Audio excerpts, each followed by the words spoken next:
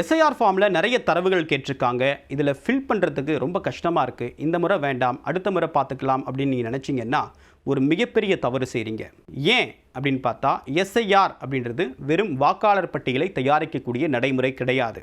மாறாக உங்களுடைய குடும்ப உறவுகளை உறுதி செய்யக்கூடிய, இவர்கள் இந்தியாவை சேர்ந்தவர்கள் தான், இந்த குடும்பத்தினர் இந்தியாவில் சேர்ந்தவர்கள் தான், 50 ஆண்டுகளாக இந்தியாவில் இருக்கிறார்கள் என்பதை உறுதி செய்யக்கூடிய ஒரு நடைமுறை அப்படின்னு கூட சுருக்கமாக புரிஞ்சுக்கலாம். ஏன்னா உங்களுடைய பெயர் விவரத்தை மட்டும் கேட்காம உங்களுடைய தந்தை, தாய் அல்லது தாத்தா, பாட்டி இவங்களுடைய விவரத்தை கேட்குறது மூலமாக அந்த ஃபேமிலி ஹிஸ்ட்ரியை அந்த ஒரு ஃபார்மில் கேட்குறாங்க. ஸோ இதை நீங்கள் அவாய்ட் பண்ணீங்க அப்படின்னா வரக்கூடிய நாட்களில் உங்களுக்கு ஒரு மிகப்பெரிய சிக்கல் ஏற்பட வாய்ப்பு இருக்குது. எப்படி அந்த சிக்கல் ஏற்படும்? இப்போ அரசியல் கட்சிகள் ஒரு விமர்சனத்தை முன்வைக்கிறாங்க. அதாவது தமிழ்நாட்டில் நடக்கக்கூடிய எஸ்ஐஆர் அப்படின்றது என்ஆர்சியுடைய மறு வடிவம் அப்படின்றாங்க. என்ஆர்சி அப்படின்னா தேசிய குடிமக்கள் பதிவேடு. இதுவரைக்கும் இந்தியாவில் இந்த நடைமுறை முடிந்த ஒரே மாநிலம் எது அப்படின்னு பார்த்தா அசாம் தான். அசாமில் உச்சநீதிமன்ற தீர்ப்பின் அடிப்படையில் இந்த தேசிய குடிமக்கள் பதிவேட்டை உருவாக்குறாங்க. இந்த பதிவேட்டில் என்னென்ன விவரங்கள் அடங்கும் அப்படின்னா, இந்தியாவுடைய குடிமகன் யார், அசாமில் பூர்வீகமாக வசித்தவர்கள் யார் அப்படின்ற விவரத்தை தான் இந்த பதிவேடு கொண்டிருக்கும். இந்த பதிவேடை எப்படி தயாரித்தாங்க அப்படின்றதான் முக்கியமான விஷயம். அதாவது மார்ச் 24, 1971 முன்பாக இந்தியாவில் குடியிருந்தவருடைய விவரத்தை அசாம் அரசு எடுக்கிறாங்க. ஸோ இந்த பதிவேடை தயாரிக்கிறதுக்கு 71 முன்பாக அரசுக்கிட்ட எந்தெந்த விவரங்கள் இருக்கோ அந்த விவரத்தை ஆட்டோமேட்டிக்காக அந்த என்ஆர்சியில் சேர்த்துடுறாங்க. மார்ச் 24, 1971 முன்பாக அரசுக்கிட்ட எவ்வளவோ தரவுகள் இருந்தாலும் 2 தரவுகள் ரொம்ப முக்கியமாக பார்க்கப்படுது. ஒன்று, இந்தியா சுதந்திரம் அடைந்த பிறகு எடுக்கப்பட்ட சென்சஸ், 1951 சென்சஸ். இந்த சென்சஸில் இருந்தவங்க எல்லாருக்குமே என்ஆர்சி சர்டிஃபிகேட், தேசிய குடிமக்கள் சர்டிஃபிகேட்டை கொடுக்குறாங்க. ஸோ ஆட்டோமேட்டிக்காக அந்த சென்சஸில் உங்களுடைய பேர் இருந்தால் இந்த சர்டிஃபிகேட்டுக்குள்ளே ஈஸியாக நீங்கள் வந்துடுவீங்க.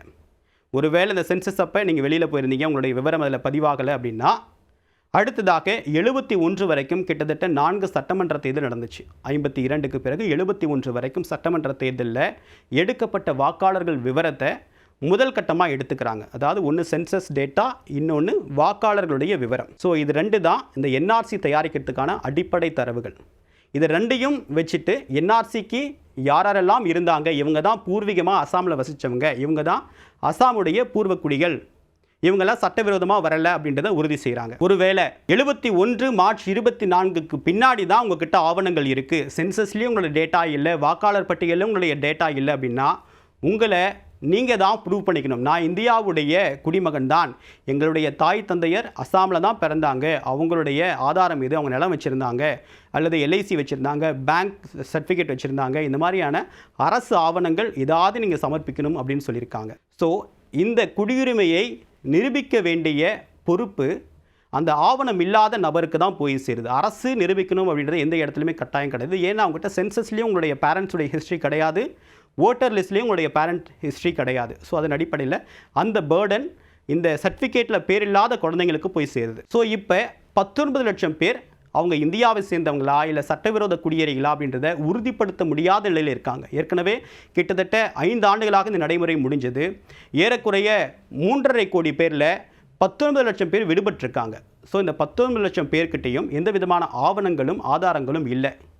ஸோ அப்படி ஒரு நிலைமை அப்படின்றது தமிழ்நாட்டில் பிற்காலத்தில் வருமா இல்லையா அப்படின்றது தெரியாது. பட் பேசிக்கான டேட்டா அப்படின்னு பார்க்கும்போது ஓட்டர் லிஸ்ட், நம்மக்கிட்ட நிறைய பேர்கிட்ட சில ஆவணங்கள் வச்சுருப்போம். என்ன அப்படின்னா, ஆதார் கார்டு வச்சுருப்பீங்க. ஆதார் 2011க்கு பிறகு வந்தது. ரேஷன் கார்டு இருக்கும். ரேஷன் கார்டு நவீனமாக கொடுக்கப்பட்ட ஸ்மார்ட் அட்டை தான் இருக்குது. அதுக்கு முன்னதாக கொடுத்த பச்சை கலரில் ஒரு ரேஷன் கார்டு கொடுத்துருப்பாங்க. அந்த ரேஷன் கார்டு இப்போ எவ்வளோ பேர்கிட்ட இருக்குன்னு சொல்ல முடியாது. 20 வருஷத்திற்கு முன்னதாக கேட்ட ஒரு ஓட்டர் லிஸ்ட், அதாவது உங்களுடைய தாய் தந்தையர் தாத்தா பாட்டி விவரத்தையே நம்ம தேடி அலைஞ்சிட்ருக்கோம்.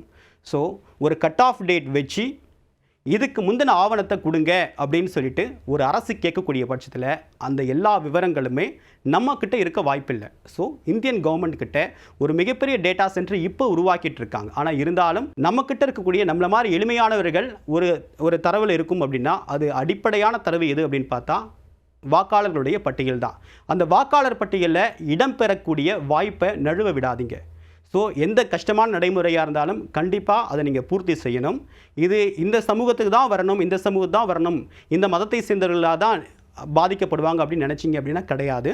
அசாமில் இந்த என்ஆர்சியால் பாதிக்கப்பட்டவங்கள 19 லட்சம் பேரில் 7 லட்சம் பேர் தான் இஸ்லாமியர்கள், மீதி பெரும்பாலானவர்கள் இந்துக்கள். அது பெங்காலி இந்துக்கள், அசாம் இந்துக்கள், கோர்க்கீஸ் அப்படின்னு வெவ்வேறு சமூக பின்னணியை கொண்டவங்க. ஆனால் அவங்கக்கிட்ட ஆவணம் இல்லை அப்படின்ற காரணத்துக்காகவே அவங்க ஸ்டேட்லெஸ், அதாவது நாடற்றவர்கள் அப்படின்ற பட்டியலில் சேர்க்கப்படுவார்களோ அப்படின்ற அச்சம் அவங்களுக்கு இருக்குது. இப்போ அவங்க தான் ஃபாரின் ட்ரிபுனல் ஒவ்வொருமா இந்திய குடியுரிமையை உறுதி செய்யக்கூடிய வகையில் ஒவ்வொரு நீதிமன்றத்துக்காக அலைஞ்சிட்டு இருக்காங்க. அது ஒரு மிகப்பெரிய சட்ட சுமையை அவங்களுக்கு ஏற்படுத்துது. ஸோ இதையெல்லாம் கருத்தில் கொண்டு எஸ்ஐஆரை உடனடியாக நீங்கள் ஃபில் பண்ணி கொடுங்க.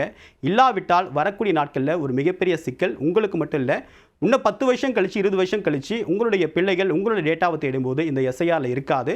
ஸோ ஒரு மிகப்பெரிய ஆபத்தாக மாறக்கூடிய வாய்ப்பு இருக்குது.